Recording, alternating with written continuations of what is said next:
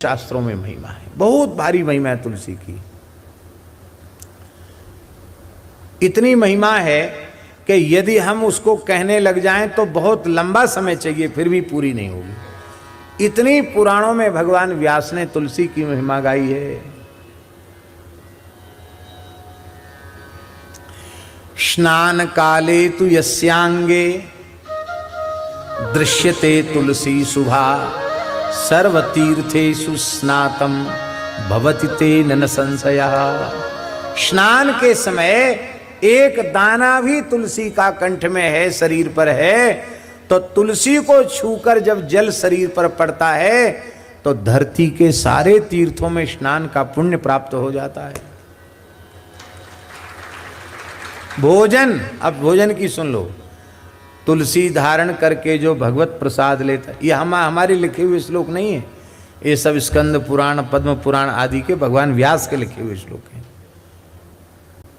कहते भगवत प्रसाद ग्रहण करता है तुलसी धारण करके, तो कहते सिक्थे सिक्थे तुलभते वाजिवेदि फलम मुने।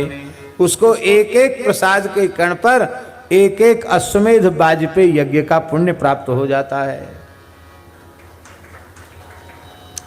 तुलसी की सूखी लकड़ी को हवन में जो प्रयोग करता है, उस तुलसी की लकड़ी में आहुति देता है अग्नि, उसकी अग्नि में, तो एक एक तिल, एक एक जौ, एक एक चावल पर उसे अनेक अनेक यज्ञों का पुण्य प्राप्त हो जाता है। तुलसी के सूखे काष्ठ से निर्मित भगवान नामोच्चारण पूर्वक तैयार की हुई भगवान की भोग सामग्री नैवेद्य, जो तुलसी काष्ठ की अग्नि से ही भगवान का नैवेद्य तैयार किया गया है, और जब भगवान को उसको निवेदित किया जाता है तो महाराज जी पुराणों में लिखा है 1000 वर्ष के लिए भगवान को तृप्ति हो जाती है। 1000 साल तक भी ठाकुर जी को कथनचक भोग न लगे तो भगवान भूखे नहीं रहते। इसलिए वैष्णवों को चाहिए कि कम से कम जीवन में 1-2 बार तो जरूर सूखी तुलसी की लकड़ी से एकदम अपरस में अपने हाथ से मूल मंत्र का उच्चारण करते हुए ठाकुर जी की रसोई बनाओ, भोग लगाओ। पता नहीं आगे कौन भोग लगाएगा नहीं लगाएगा, 1000 साल के लिए तो बात पक्की हो गई है। भगवान को चंदन घिसते समय, मलयागिरी चंदन घिसते समय तुलसी का काष्ठ भी घिस देना चाहिए। उसको हरिचंदन कहते हैं। कहते हैं कि तुलसी काष्ठ से घिसा हुआ जो चंदन है, जब भगवान के श्रीअंग पर भक्त अर्पित करता है तो भगवान अपने नित्य धाम में उसको अपना आलिंगन प्रदान करते हैं। भगवान अत्यंत प्रसन्न हो जाते। कहते मैं इसको क्या दे दूं? कहते इसको कुछ देने के लिए मेरे पास नहीं है। कहाँ तक कहें? या दृष्टा निखिलाग संग समनी, जो तुलसी दर्शन मात्र से पापों को नष्ट करती हैं। स्पृष्टा बपुष्पावनी, स्पर्श से शरीर को पवित्र करती है। ये शरीर चाहे जितना पवित्र रखो, कुछ न कुछ अशुद्धि इसमें रहती है। मलमूत्र ही है शरीर में, और है क्या? तो तुलसी धारण करने के बाद ही भगवान का स्पर्श करना चाहिए। हमारे वृंदावन में रंग मंदिर है, वहाँ दक्षिण के सब पुजारी हैं, वो हमेशा तुलसी नहीं पहनते, पर भगवान रंगनाथ की सेवा में तुलसी की मालाएं, पंचमाला, कमलाक्ष तुलसी पहन लेते। तो हमने पूछा उनसे, आप लोग हमेशा नहीं पहनते, पूजा के समय क्यों पहनते हो? उन्होंने कहा बिना तुलसी धारण किए भगवत विग्रह का स्पर्श करने से भगवान के श्री मूर्ति को खंडित करने का पाप लगता है, क्योंकि बिना तुलसी धारण किए भगवान के विग्रह को स्पर्श की योग्यता प्राप्त नहीं होती है। तुलसी धारण से ही पवित्रता आती है। यज्ञोपवीतवद्धार्या कंठे तुलसी मालिका क्षणार्धम तद्विहीनोपि विष्णुद्रोही भवे नरः। पुराणों में लिखा है जैसे द्विजाति को यज्ञोपवीत निष्ठा पूर्वक धारण करना चाहिए, ऐसे ही वैष्णव मात्र को कंठी धारण करना चाहिए। आधे क्षण कंठी से तुलसी से विहीन कंठ हो गया तो भगवत द्रोही के तुल्य हो जाता है। तुलसी की बड़ी भारी महिमा है। शरीरम दह्यते येषाम तुलसी काष्ठ बन्हिना न तेषाम पुनरावृत्ति ही विष्णुलोकात् कथंचन। जिनके शरीर का अंतिम संस्कार तुलसी की सूखी लकड़ी से किया जाता है, वो विष्णुलोक से लौट कर नहीं आते हैं। इसलिए या दृष्टा निखलाग संग समनी स्पृष्टा पुष्पावनी रोगाणाम अभिवंदिता निरसनी। तुलसी में नित्य जल चढ़ाओ, तुलसी को साष्टांग प्रणाम करो, तो शरीर में कोई असाध्य रोग कभी जीवन में उत्पन्न ही नहीं होगा। रोगाणाम अभिवंदिता निरसनी सिक्तांत कत्रासनी। जो तुलसी जी में नित्य जल चढ़ाता है उससे जमराज को भय हो जाता है। कहते भाई चित्रगुप्त लिखो, इसकी बही खाता देखो, अब इसने तुलसी में जल चढ़ाना शुरू कर दिया है, अब ये नरक तो आएगा नहीं, तो बेकार कागज क्यों बड़े, इसका खाता फाड़ के फेंक दो। हैं सिक्तांत कत्रासनी प्रत्यासत्ति विदायिनी भगवतः कृष्ण से संरोपिता। जो तुलसी का दान करता मानो उसने भगवान का ही दान कर दिया।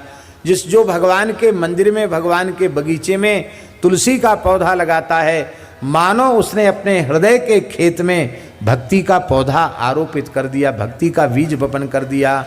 ऐसी तुलसी महारानी के चरणों में प्रणाम है। गोपियों ने क्या कहा श्रीमद् भागवत में तुलसी के लिए? कच्चित तुलसी कल्याणी गोविंद चरण प्रिय सहत्वाल कुलैर्विव्रत दृष्टस्तेति प्रियोच्युता। दो विशेषण दिए तुलसी के गोपियों ने, कल्याणी और गोविंद चरण प्रिय। क्या विशेषण दिए हैं? कल्याणी और गोविंद चरण प्रिय। इसका तात्पर्य है जीव का परम कल्याण करने वाली तुलसी है और श्री गोविंद के चरणों की प्रिया है तुलसी। भगवान के आप प्रिय बनना चाहते हो तो तुलसी की उपासना करो, तुलसी धारण करो, श्रद्धा पूर्वक तुलसी धारण करो। रुद्राक्ष की भी महिमा है। पुराणों में जैसे तुलसी की महिमा है ऐसे ही पुराणों में रुद्राक्ष की भी महिमा है। बहुत से लोग कहते हैं कि तुलसी पहनने वाले रुद्राक्ष पहने कि न पहने, रुद्राक्ष पहनने वाले तुलसी पहने कि न पहने, ऐसा प्रश्न बहुत से लोग करते हैं। उसके संबंध में शास्त्रीय समाधान तो ये है कि दास ने अब तक जितने मूल आर्ष ग्रंथों का मूल पारायण किया है, हमको कहीं ऐसा निषेध वचन प्राप्त नहीं हुआ कि तुलसी पहनने वाले को रुद्राक्ष नहीं पहनना चाहिए या रुद्राक्ष पहनने वाले को तुलसी धारण नहीं करनी चाहिए। अब बहुत से लोगों की मान्यता क्या है, बोले तुलसी धारण करने में प्याज लहसुन ऊंची गंदी चीज खाते पीते सब छोड़ना पड़ेगा, रुद्राक्ष धारण करेंगे तो बोले फिर नहीं छोड़ना पड़ेगा। आप लिंग पुराण उठाओ, स्कंद पुराण उठाओ, शिव पुराण उठाओ, उसमें लिखा है रुद्राक्ष धारण करने वाले को भी अपवित्र आहार त्यागना चाहिए। जो मर्यादा तुलसी की है वही मर्यादा रुद्राक्ष की है। वैष्णव के चिन्ह पद्म पुराण में ये कंठ लग्न तुलसी, ये कंठ लग्न तुलसी नलिनाक्षमाला, ये वै ललाट पटले लशदूर्ध्वपुंड्रा, ये बाहुमूल परिचिन्नित शंख चक्रा, ते वैष्णवा भुवनमासु पवित्रयन्ति। अब अक्षमाला माने क्या है? ये कंठ लग्न तुलसी नलिनाक्षमाला। नलिन और अक्ष ये दो शब्द हैं।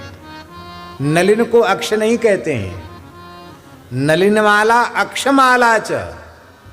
अक्षमाला माने रुद्राक्ष ही है, यद्यपि लोग उसका अर्थ करते नहीं है, नलिनाक्ष में सीधे कमलाक्ष कर देते हैं, पर नहीं, कमल गट्टा भी है और रुद्राक्ष भी है। लेकिन अपना अपना एक आग्रह होता तो रुद्राक्ष को मना करते हैं। भाई मना करते तो मत धारण करो। हम तो कहते कोई झगड़े की बात नहीं, आपके गुरुजी ने आपको जो आज्ञा दी हो वही करो, सबसे बढ़िया बात। श्री सीताराम जी महाराज की जय। राम कृष्ण की प्यारी गैया, सारे जग की माता है।